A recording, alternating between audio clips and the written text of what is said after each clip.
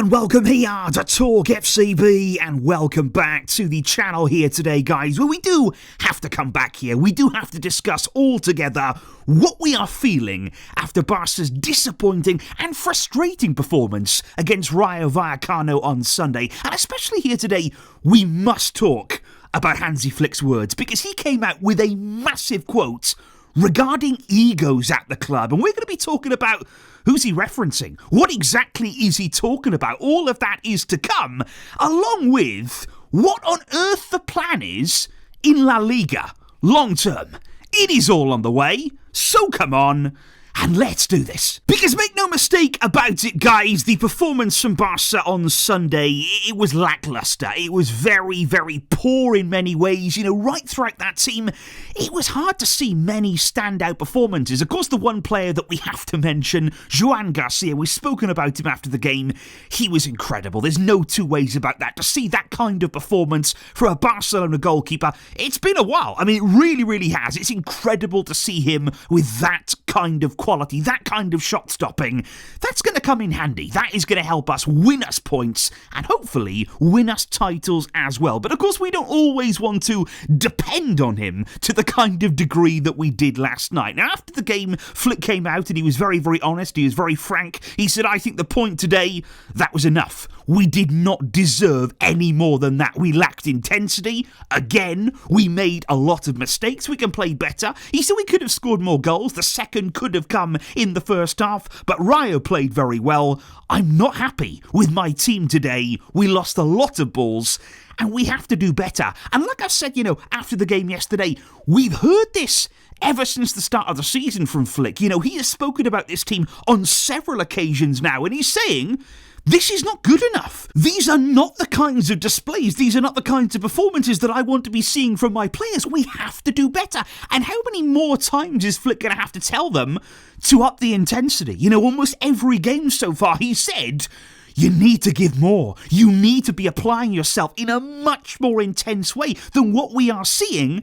And what is the problem right now? Where is it going wrong for Barca? Comparing to last season, what has changed? Or maybe what hasn't? Because I guess right here, that is my first port of call. When thinking about what the team is lacking right now, you're looking at the summer transfer window, which for all clubs, of course, that's an opportunity to build on what you have. That's an opportunity there to take, for instance, the team that we saw last season and evolve it, make it better, back Flick in the transfer market and let this team really flourish. Now, have we done enough in this transfer window? Have we brought in enough quality? Have we brought in more depth? Have we given ourselves a better chance in all areas of our squad?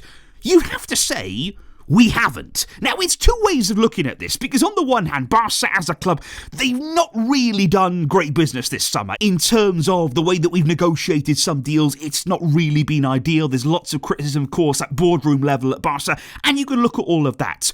But I would also like to take a step back here and say, what is La Liga's plan? You know, long-term, short-term, what are they trying to do with this league? Because you look at it right here this summer, Liverpool today, they're signing Alexander Isak on deadline day for well over 100 million euros. That takes their summer spending to around 500 million, and they are not alone in the Premier League. And of course, many people will say, oh, well, all the fees in the Premier League, they're, you know, massively inflated. We don't want to be dealing in that market. We wouldn't want that either. But at the same time, people talk about the inflated fees that people are paying in the Premier League. It also works when they're selling players. You know, yes, they buy players for massive amounts from each other, but they also sell for extraordinarily high fees. Because in La Liga, we can't sign anyone for a big amount. But that also means we cannot sell anyone for a big amount either, because all the clubs are desperate. All the clubs are giving away their best talent for peanuts. They are the ones selling them overseas. They are the ones selling them to Premier League clubs for nothing because of the impact of financial fair play in La Liga. It is squeezing the life out of so many clubs. And I'll just say here, for example, if Barca weren't under these La Liga restrictions, if they weren't so strict, if they weren't so restrictive, and if we weren't desperate, do you really think Chelsea would have thought that 40 million euros would have been enough to sign Fermin Lopez? Could you have seen Chelsea, for example, offer 40 million for Fermin if he played at a Premier League club?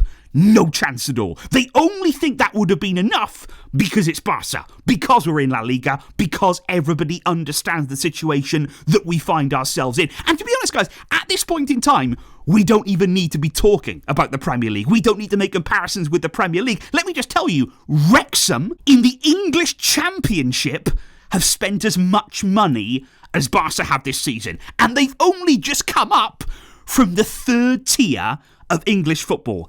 That tells you everything. That is not a good look for La Liga. Because I understand here, it's not all about money. It's not all about the signings that you make. I'm somebody who likes the look from within. I like to use La Masia. I like to see those prospects come through. I don't want to be spending money for the sake of it. But every other major club in Europe, they are strengthening. They are getting better. They are looking at this squad and thinking, okay, where are the holes? Where do we need to improve? And we saw last season we had clear deficiencies in the defensive areas. We desperately needed to improve our backline. We desperately needed there to improve our defensive depth. We failed to achieve that. We have ended up losing one of our most important defenders of last season. And again, because of fair play, Barca were happy. They were genuinely happy for Inigo Martinez to walk out that door for free so they could save on his wages, so that would allow us to register a few, the tiny amount of new signings that we have made. They were delighted to let him go, and that is not good. That is not a good look for anybody involved. And what that now means is that, our squad, it is no better. It genuinely is no better than it was last season. And I think that is why you look at Hansi Flick throughout the summer, even away on the pre-season tour there and then starting the season, all of the games, all of the press conferences, he has cut quite a frustrated figure. And you can understand his frustration right now.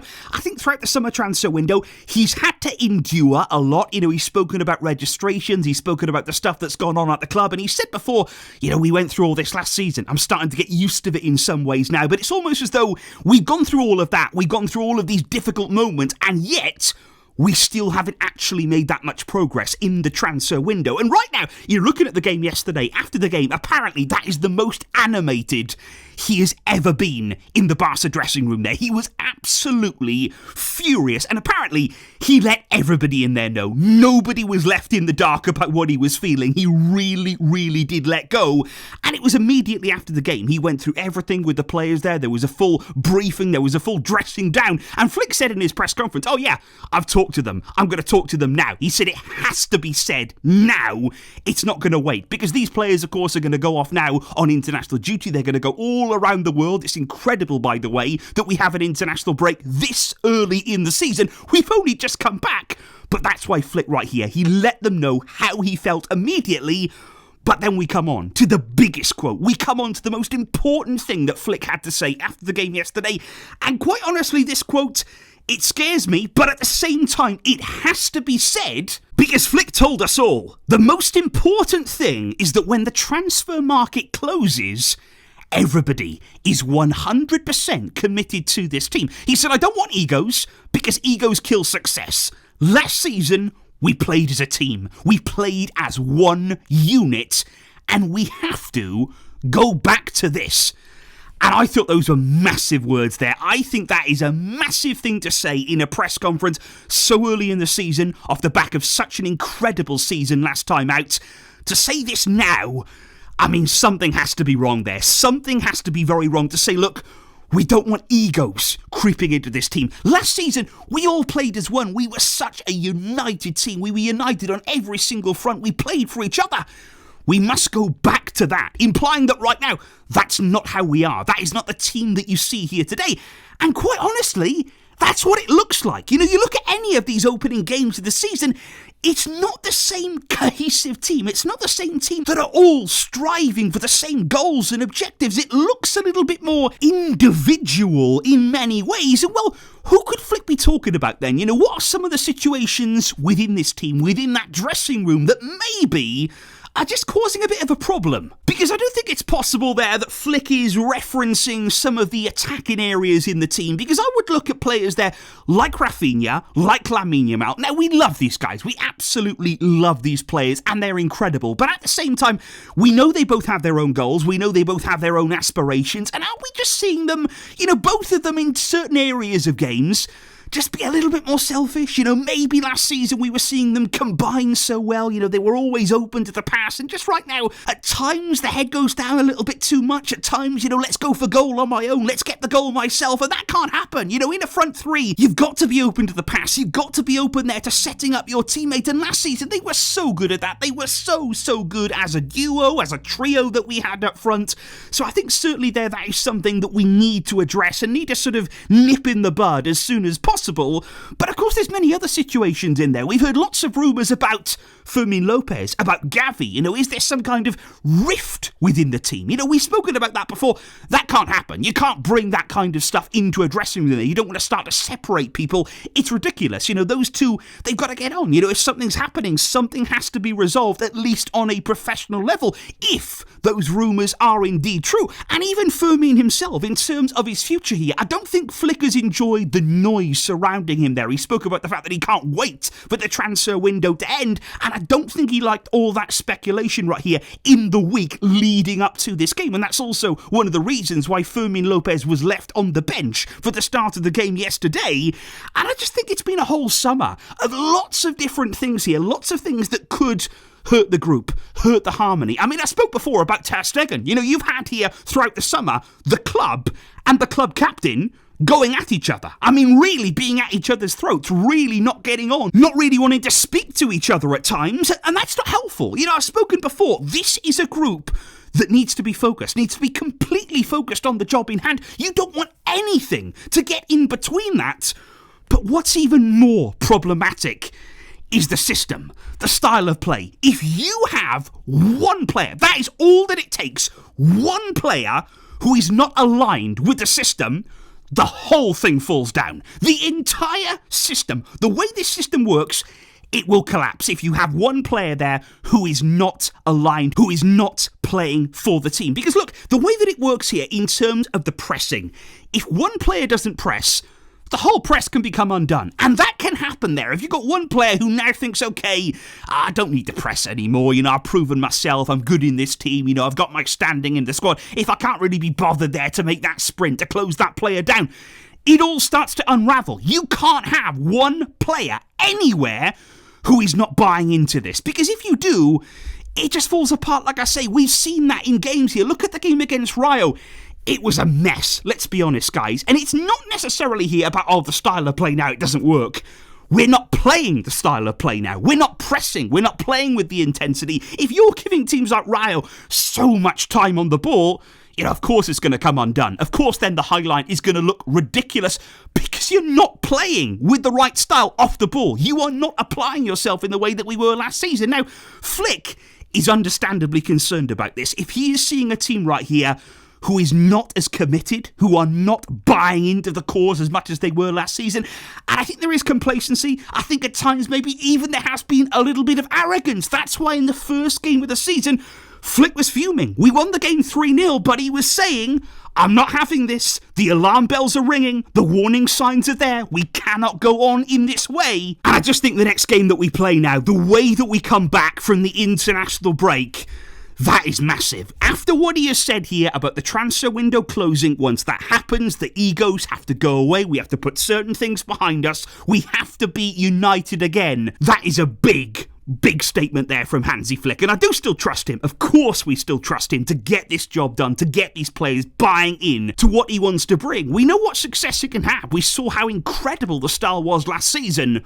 But we have to get better. We have to improve on what we have seen in these opening games. And luckily, let's not forget this here, luckily, we are early enough in the season to make these changes, to make these improvements, to get back to the level where we want to be. So hopefully that will happen very, very soon. But indeed, guys, I would be very, very interested in the comments down below here today. I need you to let me know, how do you react to those Hansi Flick words? Are you surprised in some ways that he came out so boldly, so openly in the media there, talking about egos, talking about the squad maybe not being as together as it was last season?